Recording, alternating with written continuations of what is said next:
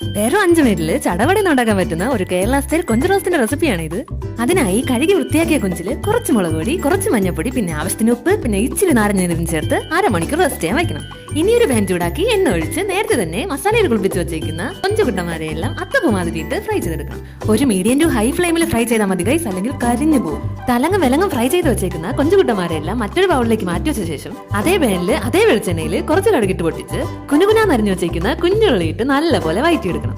ഉയരം കൂടുന്തോറും ചായയുടെ രുചി കൂടും എന്ന് പറയുന്ന പോലെ കുഞ്ഞുള്ളി കൂടുന്തോറും നമ്മുടെ റോസ്റ്റിന്റെ രുചിയും കൂടും. ഉള്ളിയൊക്കെ വെന്ത് ഒരു ഗോൾഡൻ ബ്രൗണിഷ് കളർ ആകുമ്പോഴേക്കും ചെറുതായി അരിഞ്ഞു വെച്ചേക്കുന്ന ഒരു മീഡിയം സൈസ് തക്കാളി ചേർത്ത് 1 മിനിറ്റ് നേരം ഇളക്കി കൊടുക്കണം.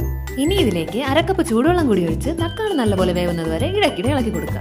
തക്കാളി നല്ലപോലെ വെന്ത് കഴിയുമ്പോൾ അതിന് മീതെ ഫ്രൈ ചെയ്ത കൊഞ്ചുകുട്ടന്മാരെ തട്ടി കുറച്ച് കറിവേപ്പിലയും ഇട്ട് കുരുമുളക് പൊടിയും ഗരം മസാലയും ഇട്ട് നല്ലപോലെ ഇളക്കി അടച്ചു വെച്ച് വേവിക്കണം.